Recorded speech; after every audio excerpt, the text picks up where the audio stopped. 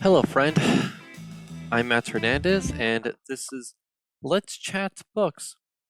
So, today we'll be continuing our series on When I First Held You, edited by Brian Gresko. Now, I don't think it needs much of an introduction because I've done many videos on this book by now.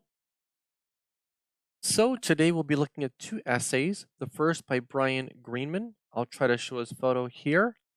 5, 4, 3, 2, 1. An essay by Brian Greensman, You Can't Put Your Arms Around a Memory. And then the second essay that we will look at will be by Andre Aciman. I'll try to show a photo of Andre Aciman here. 5, 4, 3, 2, 1.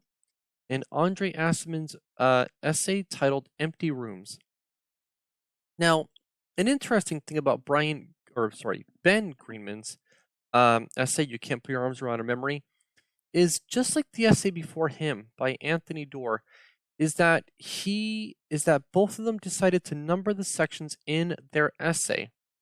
Now, I felt more like in Anthony Doerr's essay that was taking us to different events in their life. But Ben Greenman's essay is a bit of like pontificating about this essay itself. And he'd never given this much thought. And so he kind of asked his sons about this, and they gave him a bit of thought to pass on to here. And I wonder what this essay may have looked like if Ben Greenman had a bit more time to ponder all this stuff. And if you are familiar with Ben Greenman's work, and if you have any thoughts about what I might read about this, I'd love to hear what you think too. I'm going to learn to try to make these videos as much as a conversation between me and you. Yeah, I'm in my office bedroom here, but I can learn to do my best to sound like I'm talking directly to you. And, it's going to be a process. So here at the top of section 2, what is being a father? Being a father is, at least in part. Then on section 3, what is being a father? Isn't the same question as what isn't being a father. Interesting, huh? He's just wondering about the question itself. So here, section 9 spans, at least on this edition of the book, which might be the only edition from what I've seen, maybe. On page 64, section 9, page 64, 65, I asked my sons about this recently. I was trying to figure out what fatherhood is. Someone had asked me to write an essay. I told them that I wasn't especially interested in the tasks associated with it, or for that matter, the meaning of it. Those are things that we either do without thinking, or that we think about forever. I was interested in that middle zone again, the place of change when a man who isn't not a father becomes a man who is a father. You know what's weird? I said to my sons. Even though I know it's changed me forever, I don't remember very much of it. I remember certain things that happened, but not as many as I would have thought. My older son had an explanation immediately. I saw it pop into his head. That's the way he is. Thoughtful as high velocity. Maybe it's because you are thinking of us more than yourself. Maybe you want time to pass so we can get to the next thing in our lives. This is true and not true. Or rather, it required some careful consideration. Was he saying that I didn't want to remember things because that fixed scenes and the people in them in time? Was he saying that forgetting was a vital part of the process of moving on? My younger son had been standing in a short distance away, acting like he wasn't listening, but then he turned up and meanly delivered a one-liner. That's the way he is, a sniper. The problem is that you think it's parenting when really it's childing, he said.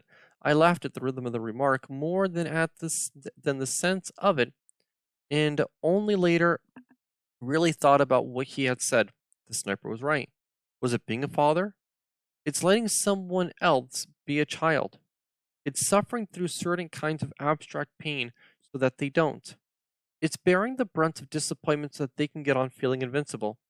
It's teaching how to forget as much as it is teaching how to remember. About a week after that discussion, the younger one came to me and said, Why were you asking us that yesterday? I told him about the essay, but also told him that it was not yesterday. Sure it was, he said, smiling like he knew he was wrong and didn't care, or I knew I was wrong and did. The two of them went downstairs to play basketball. I watched them out the window. The little one stumbled and fell. He came up smiling. Under his own power, self-possessed, but still possessed by me. They were gone for what seemed like too long. Time passes for the young, and somewhat less happily for the somewhat less young. Time accumulates as a mass inside the mind when you know how much it can weigh. Eventually, the young will watch the less young pass into time. But this is still very near the beginning. You know, a lot of my thoughts would go on to the next essay too. So I think I can give my thoughts for both of these at the same time. This passage of time, what we do and don't remember. I think I can sort of comment on both of these at the same time, actually, and sort of keep like flipping the page like this a little bit. I don't know. So here, Andre Aciman's, I can only try to shoot myself forward and look back, pretending to look back to today. Because unlike the other authors here so far, Andre Aciman's kids are now out of the house. So his section does read quite different from the others. I mean, one evening I was preparing dinner with my wife. I went a step further and I realized I'd committed the unmentionable. I'd stopped thinking about the three persons who were still dearer than life itself. I mean, I can't have any moments like that right now. When I was apart from my family for a while, and as I say this every time, I'm sort of self-conscious because I'm opening up to you and I'm trying to learn to practice this method. And it's making me very vulnerable and I'm very self-conscious because I'm trying to do a method of talking that terrifies the hell out of me. Because I worry that I will say something to slip in a way.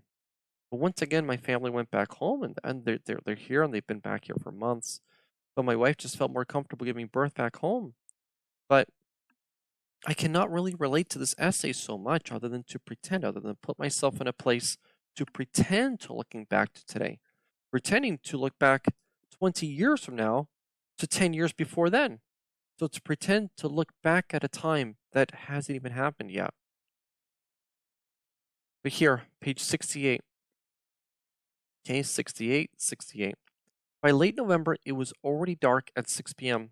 As always, coffee, mailbox, traffic, our ritual never changed, even in the cold. Together, we walked down 110th Street and talked. Sometimes we needed to buy something along the way, which made our time last longer. Sometimes we made up errands to avoid reaching home too soon, especially after Thanksgiving, when all three sons and I would walk over to the Canadian Christmas tree vendors and chat them up about the prices. And sometimes I tell my eldest that it helped to talk about the day when we wouldn't be able to take these walks together. Of course, he'd poo-poo me each time, and I would poo-poo his own anxieties about college. He liked rituals. I liked rehearsing. Rituals are when we wish to repeat what has already happened. Rehearsals are when we repeat what we fear might yet occur. Maybe the two are one and the same. Our own way to parlay and haggle with time. You know, I've loved a lot of the rituals that I've had. You know, I think a bit of my last job was a bit of a delusion because my hours were great, the pay was better than what I have now. And when I look back at the last essay in the selection that I read, you know, I think that when I look back, there was certainly a lot of repetition, you know, and I loved a lot of that repetition. I might not have loved some of the temper tantrums my son would have, you know, I didn't even know they were temper tantrums at his age yet. But when he was about two-ish or almost two, and we would go to a place called, yes, in English it translates to Happy Tiger Island, and you know, just take him over there to play. and then we'd be there for about 2 hours at the mall, and it'd be, like, really freezing outside, and then start to try to come home, and he's just throwing a temper tantrum. Can't even, like, get all of his layers on, it's so cold outside and stuff. Oh my gosh, and I mean, but I've loved a lot of the repetition, and some of the memories to be sad about, some of the times apart, or maybe when he's crying, "Daddy, daddy, pick me up," and, maybe to see my youngest one in the NIC-U and some of that stuff, you know? I'm re-recording this because as I parse through every word and I be as vulnerable as I can, and I want to learn to try to make these videos very conversational, but maybe I parse through too many words to be so conversational yet. But I would love to have these rituals with my kids as they get older, to just walk with them, like just just find ways to just walk with them. I don't know what I don't know. I mean, I love to go to the gym and do martial arts, and who knows what I might be doing in 13-ish years from now. But I mean, I would love this. Would I remember every walk? No, I don't. But there'd be a beauty in it that I would just do for the rest of my life. And I mean, and when Ben Greenman says, um, was he saying that I didn't want to remember things because that fixed those scenes and the people in them in time? Well, I mean, I can remember the things that are specifically fixed in time, and I hesitate saying some of them because, I mean, as far as I know, when I only have like 2 subscribers and one of them happens to be my father-in-law, then I have to parse my words pretty much because there's been a few sad moments around family and stuff like that, and some of those moments to be sad, around, in relation to the kids and stuff. There's other moments that aren't sad or not, and they're not even rituals or something. But I mean, like the day after my son was born, they had more COVID lockdowns in China, and we did the COVID test in the hospital, and then I had plenty of paid time off from work because there was another set of COVID lockdowns. So COVID lockdowns were a little bit of a blessing in life because I got to learn a little bit of what it was to be a father and get to be home with the family and stuff like that more. My work was going to give me 2 months off, but that turned out to be like, I don't know, 4 weeks or 5 weeks or something. Of course, all those lockdowns have probably eventually led in some level, on some degree, to the company not keeping me because, man, I was paid fully during all those lockdowns and stuff. But I think that's about it. I think that the video has probably been long enough and stuff like that.